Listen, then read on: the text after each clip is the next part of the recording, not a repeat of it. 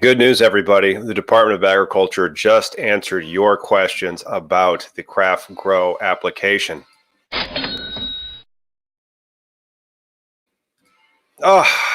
So anyway, if you would have emailed agr.adultuse@illinois.gov before today, actually you can still continue to email them, but they answer these questions, and so they've answered the first round of questions, and now we know a lot more about the transporter license, the infuser license, and also the craft grower license, which so many people want.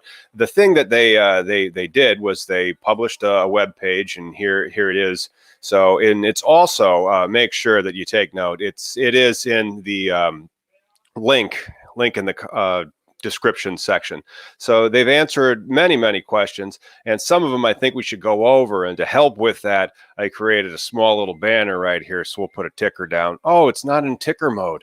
That's too bad. That is too bad. Here, I'm going to now put that into ticker mode. All right, and show that. Great.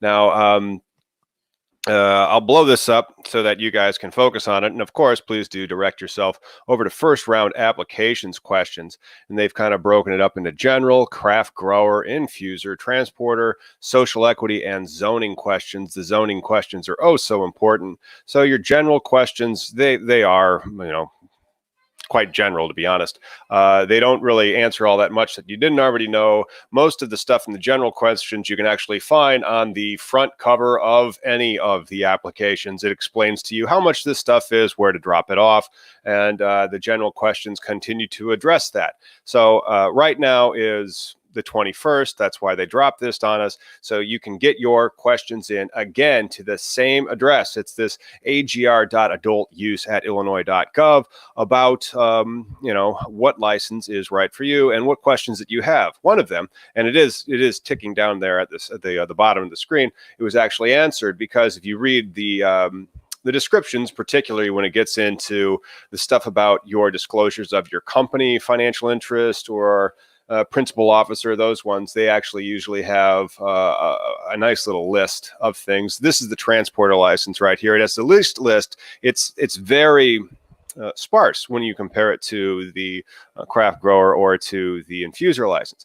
And so on here, they do say like, well, you're supposed to disclose the articles of incorporation, but they didn't mention specifically the operating agreement. And then they answered that in the affirmative on question 27 down here. Yes, you are going to need the operating agreement. This is a pretty interesting question that kind of came out of left field for me.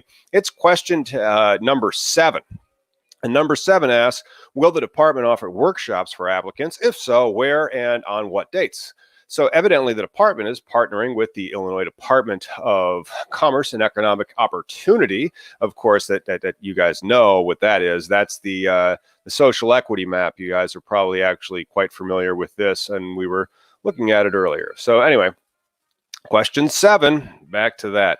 It continues to explain that the dates and locations of these workshops, as a combination between the Department of DCEO and John Marshall Law School to offer technical assistance. That's going to be pretty interesting. So stay tuned to the adult use cannabis page of the department. That is the Illinois Department of Agriculture, which is the page that we're on right now. And that page will be updated when there is more information available. So that's pretty cool. And then, do you need a physical location? And are we in the craft grow? No, these are just general. The physical location is actually required. A proposed location is a required component, but the building does not have to be built yet. And that's true. Now, you need an address. You need to say like, is here, and we have the rights for that property right over here. But you don't necessarily need a building. You might actually want to build. And then it's number 10. You have to have an application per license that you want. And then there's some other ones that are kind of interesting. One of them that they answered, and I want to say it's scrolling down there, the binary points, number 17. So that's going to be social equity, veteran, Illinois resident. Those are going to be your binary points. And then the other ones that are down there had to do with some very interesting things about, they said, if you got more than 75% of the points, you like won. But that's not what it is. And it's one of those. If there are, you need to get 75% of the points to be eligible to win, but only the top 40 scores that will win, and they all have to be over 75 to win. So it's more of a ceiling. Gosh, I used the wrong word. It's more of a floor to be eligible to win. There could be like 60 teams that score over that 75, and then there may be those tie-breaking points. So pay attention to those. Transporters do not have a liquid asset requirement. So that is something that we can now confirm, and it's right there on answer 29. The liquid asset requirement for each category, grow and infuse, must demonstrate 20K. Transporters do not have such a requirement, which kind of brings me back to the whole point. How are they expecting this business model to fly when there's no real barrier to entry and there's no requirement to prove financial soundness? Interesting. Maybe it's going to be a tack-on license that the other cannabis license holders will then have their own transportation, at least to start. Who knows where this is going to evolve into. So anyway, if you guys have any questions on that, you can now direct them to the Department of Agriculture's page, which is down there. So hopefully we will see all of you tomorrow, because tomorrow is Wednesday. And if it's 2 p.m. on a Wednesday, there's a good chance that you'll be able to find me. You'll be able to find me over here on